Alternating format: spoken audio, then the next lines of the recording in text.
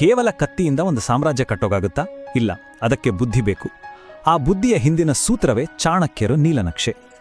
ಇತಿಹಾಸದ ಶ್ರೇಷ್ಠ ರಾಜಕೀಯ ತಂತ್ರಜ್ಞರಲ್ಲಿ ಒಬ್ಬರಾದ ಚಾಣಕ್ಯರು ಒಂದು ಸಾಮ್ರಾಜ್ಯವನ್ನು ಶೂನ್ಯದಿಂದ ಹೇಗೆ ಕಟ್ಟಿದ್ರು ಅನ್ನೋ ರಹಸ್ಯವನ್ನ ಇಂದು ಬಿಚ್ಚಿಡೋಣ. ನಾವು ಈಗ ಟೈಮ್ ಟ್ರಾವೆಲ್ ಮಾಡಿ ಹೋಗಬೇಕಿರೋದು ಕ್ರಿಸ್ತಪೂರ್ವ 321ಕ್ಕೆ. ಆ ವರ್ಷ ಚಂದ್ರಗುಪ್ತ ಮೌರ್ಯ ಮಗಧವನ್ನ ಗೆದ್ದು ಭಾರತದ ಇತಿಹಾಸದಲ್ಲೇ ಅತಿ ದೊಡ್ಡ ಸಾಮ್ರಾಜ್ಯಗಳಲ್ಲಿ ಒಂದಾದ ಮೌರ್ಯ ಸಾಮ್ರಾಜ್ಯಕ್ಕೆ ಅಡಿಪಾಯ ಹಾಕಿದ್ದ.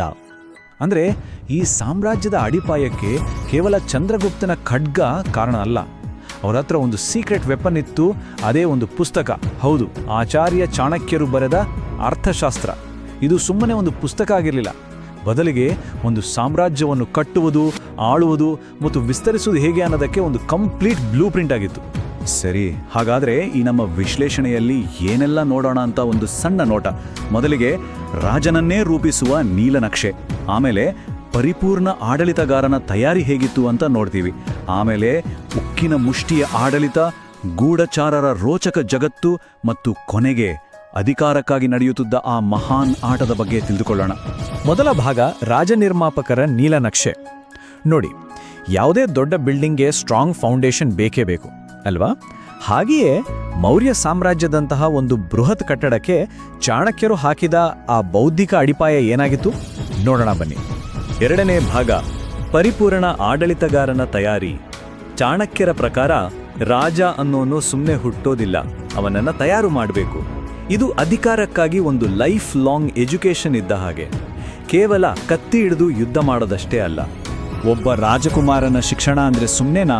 ತುಂಬಾನೇ ಕಠಿಣವಾಗಿತ್ತು. ಹುಟ್ಟಿದಾಗಿಂದ 11 ವರ್ಷದವರೆಗೆ ಗಣಿತ, ಅಕ್ಷರಾಭ್ಯಾಸ, ಬೇಸಿಕ್ಸ್ ಎಲ್ಲ ಕಲಿಬೇಕು.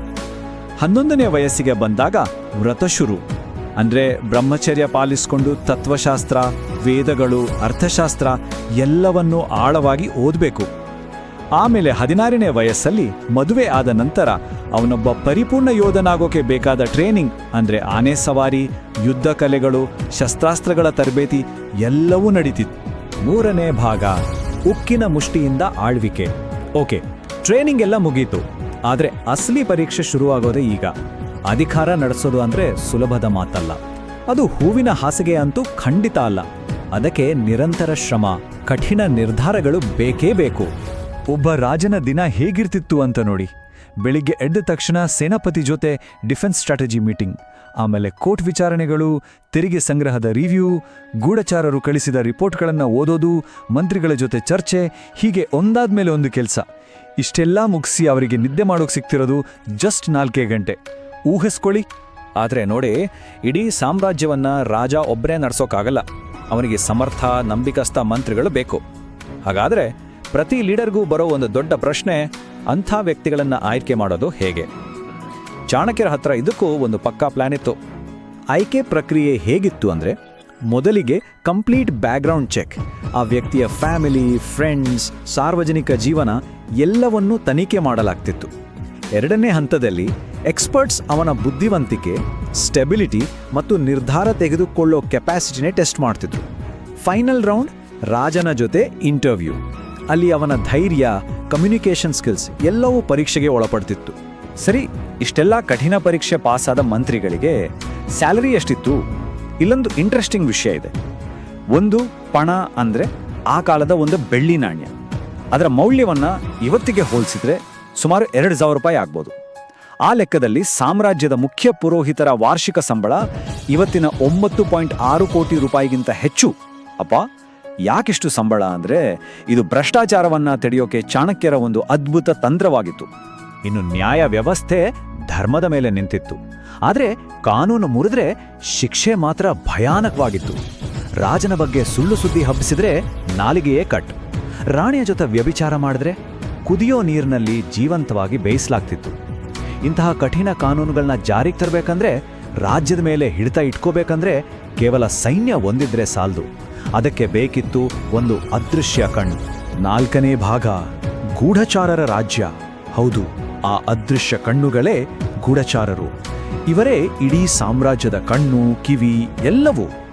ರಾಜನ ಅಧಿಕಾರವನ್ನ ಒಳಗಿನಿಂದ ಹೊರಗಿನಿಂದ ಎಲ್ಲ ಕಡೆಯಿಂದಲೂ ರಕ್ಷಿಸುತ್ತಿದ್ದ ಈ ಸೀಕ್ರೆಟ್ ವರ್ಲ್ಡ್ ಹೇ ಇತ್ತು. ಚಾಣಕ್ಯರ ಸ್ಪೈ ನೆಟ್ವರ್ಕ್ ಎಂಥದ್ದು ಅಂದ್ರೆ, ಅದು ಸಮಾಜದ ಎಲ್ಲ ಕಡೆ ಹರಡಿಕೊಂಡಿತ್ತು. ಗೂಢಚಾರರು, ವ್ಯಾಪಾರಿಗಳು, ಡಾಕ್ಟರ್ಗಳು, ಟೀಚರ್ಗಳು, ಎಂಟರ್ಟೈನರ್ಗಳು ಹೀಗೆ ಬೇರೆ ಬೇರೆ ವೇಷಗಳಲ್ಲಿ ಸಮಾಜದ ಎಲ್ಲ ಸ್ತರಗಳಲ್ಲಿ ಬೆರೆತು ಹೋಗಿದ್ರು. ಅವರನ್ನು ಕಂಡುಹಿಡಿಯೋದೇ ಅಸಾಧ್ಯವಾಗಿತ್ತು. ನಮ್ಮ ರಾಜ್ಯ, ಶತ್ರು ರಾಜ್ಯ, ಮಿತ್ರ ರಾಜ್ಯ ಎಲ್ಲ ಕಡೆಯೂ ಇವರ ಕಣ್ಣಿತ್ತು. ಗೂಢಚಾರರ ನೆಟ್ವರ್ಕ್ ಜೊತೆಗೆ ಅರಮನೆಯ ಫಿಸಿಕಲ್ ಸೆಕ್ಯೂರಿಟಿಯೂ ಅಷ್ಟೇ ಟೈಟ್ ಆಗಿತ್ತು. ಸೀಕ್ರೆಟ್ ದಾರಿಗಳು, ರಾಜನನ್ನ ಕಾಯೋಕೆ ಸ್ಪೆಷಲ್ ಫೀಮೇಲ್ ಆರ್ಚರ್ಸ್ ಮತ್ತು 24/7 ಸರ್ವೇಲೆನ್ಸ್ ಇವೆಲ್ಲವೂ ರಕ್ಷಣೆಯ ಕೊನೆಯ ಗೋಡೆಯಾಗಿತ್ತು. 5ನೇ ಮತ್ತು ಕೊನೆಯ ಭಾಗ, ಅಧಿಕಾರದ ಮಹಾನ್ ಆಟ. ಸರಿ, ರಾಜ್ಯದ ಒಳಗಿನ ಆಡಳಿತ, ಭದ್ರತೆ ಎಲ್ಲ ನೋಡಿದ್ವಿ. ಈಗ ಗಡಿ ಆಚೆಗಿನ ತಂತ್ರಗಾರಿಕೆ ಕಡೆ ಗಮನ ಹರಿಸೋಣ. ಚಾಣಕ್ಯರ ತಂತ್ರಗಳು ಕೇವಲ ದೇಶದೊಳಗೆ ಸೀಮಿತವಾಗಿರಲಿಲ್ಲ, ಇಂಟರ್ನ್ಯಾಷನಲ್ ಪಾಲಿಟಿಕ್ಸ್ ಅನ್ನೋ ಚದುರಂಗದ ಆಟದಲ್ಲೂ ಅವು ಅಷ್ಟೇ ಪವರ್ಫುಲ್ ಆಗಿದ್ವು. ಚಾಣಕ್ಯರ ಅತ್ಯಂತ ಫೇಮಸ್ ಮತ್ತು ಬ್ರಿಲಿಯಂಟ್ ಥಿಯರಿ ಅಂದ್ರೆ ಮಂಡಲ ಸಿದ್ಧಾಂತ. ಇದು ಅಂತಾರಾಷ್ಟ್ರೀಯ ಸಂಬಂಧಗಳನ್ನು ಅರ್ಥ ಮಾಡ್ಕೊಳ್ಳೋಕೆ ಒಂದು ಅದ್ಭುತವಾದ ಮಾಡೆಲ್. ಈ ಇಡೀ ಥಿಯರಿಯ ತಿರುಳು ಒಂದೇ ಒಂದು ಸರಳ ವಾಕ್ಯದಲ್ಲಿದೆ: ನನ್ನ ಶತ್ರುವಿನ ಶತ್ರು ನನ್ನ ಮಿತ್ರ. ಅಂದ್ರೆ ನಮ್ಮ ಪಕ್ಕದ ದೇಶ ಸಹಜವಾಗಿಯೇ ನಮ್ಮ ಪ್ರತಿಸ್ಪರ್ಧಿ, ಆದರೆ ಆ ದೇಶದ ಪಕ್ಕದ ದೇಶ ನಮ್ಮ ಸಹಜ ಮಿತ್ರನಾಗುತ್ತೆ. ಇದು ಒಂದು ರೀತಿ ಪವರ್ ಬ್ಯಾಲೆನ್ಸ್ ಅನ್ನ ಸೃಷ್ಟಿ ಮಾಡಿ ಅನಗತ್ಯ ಯುದ್ಧಗಳನ್ನ ತಡೀತಿತ್ತು. ನೋಡಿ ಎಷ್ಟು ಅದ್ಭುತವಾದ ಆಲೋಚನೆ. ಯುದ್ಧದ ವಿಚಾರಕ್ಕೆ ಬಂದ್ರೆ ಚಾಣಕ್ಯರು ಕೇವಲ ಸೈನ್ಯವನ್ನೇ ನಂಬಿರಲಿಲ್ಲ. ಅವರು 4 ಥರದ ಯುದ್ಧಗಳ ಬಗ್ಗೆ ಹೇಳ್ತಾರೆ. ಪ್ರಕಾಶ ಯುದ್ಧ ಅಂದ್ರೆ ನೇರ ಫೈಟ್, ಆದರೆ ಅದಕ್ಕಿಂತ ಮುಖ್ಯವಾಗಿದ್ದು ಮಂತ್ರ ಯುದ್ಧ, ಅಂದ್ರೆ ಮಾತುಕತೆಯ ಮೂಲಕವೇ ಯುದ್ಧವನ್ನ ತಪ್ಪಿಸೋದು. ಇನ್ನೊಂದು ಕೂಟ ಯುದ್ಧ, ಶತ್ರು ಸೈನ್ಯದಲ್ಲೇ ಒಡಕು ಮೂಡಿಸೋದು. ಮತ್ತು ಗೂಢ ಯುದ್ಧ ಅಂದ್ರೆ ಮೋಸ, ಅನಿರೀಕ್ಷಿತ ದಾಳಿಗಳ ಮೂಲಕ ಶತ್ರುವನ್ನ ವೀಕ್ ಮಾಡೋದು. ಚಾಣಕ್ಯರಿಗೆ ಯುದ್ಧ ಯಾವಾಗಲೂ ಕೊನೆಯ ಆಯ್ಕೆಯಾಗಿತ್ತು. ಈ ಎಲ್ಲ ಯುದ್ಧ ತಂತ್ರಗಳನ್ನ ಜಾರಿಗೆ ತರಲು ರಾಜನತ್ರ ಒಂದೇ ತರದ ಸೈನ್ಯ ಇರಲಿಲ್ಲ. ಬದಲಿಗೆ 6 ವಿಧದ ಪಡೆಗಳಿದ್ವು. ಮೌಲ ಅಂದ್ರೆ ರಾಜ್ಯದ ಪರ್ಮನೆಂಟ್ ಪ್ರೊಫೆಷನಲ್ ಆರ್ಮಿ. ಭೃತ ಅಂದ್ರೆ ಅಗತ್ಯ ಬಿದ್ದಾಗ ಮಾತ್ರ ಕರೆಯೋ ಪ್ರಾದೇಶಿಕ ಪಡೆಗಳು. ಮಿತ್ರ ಮತ್ತು ಅಮಿತ್ರ ಅಂದ್ರೆ ಮಿತ್ರರಿಂದ ಮತ್ತು ಸೋತ ಶತ್ರುಗಳಿಂದ ಬಂದ ಸೈನಿಕರು. ಕೊನೆಯದಾಗಿ ಅಟವಿ ಅಂದ್ರೆ ಕಾಡಿನ ಬುಡಕಟ್ಟು ಪಡೆಗಳು. ಇವರು ಗೆರಿಲ್ಲಾ ಯುದ್ಧದಲ್ಲಿ ಎಕ್ಸ್ಪರ್ಟ್ಸ್. ಈ ಡೈವರ್ಸಿಟಿ ಯಾವುದೇ ಪರಿಸ್ಥಿತಿಯನ್ನ ಎದುರಿಸೋಕೆ ರಾಜನಿಗೆ ಶಕ್ತಿ ಕೊಡ್ತಿತ್ತು. ಹಾಗಾದ್ರೆ ಸಾವಿರಾರು ವರ್ಷಗಳ ಹಿಂದೆ ಚಾಣಕ್ಯರು ಬರೆದ ಅಧಿಕಾರದ ಈ ನಿಯಮಗಳು ಇವತ್ತಿಗೂ ನಮ್ಮ ಸುತ್ತ ಆಟ ಆಡ್ತಾ ಇವೆಯಾ?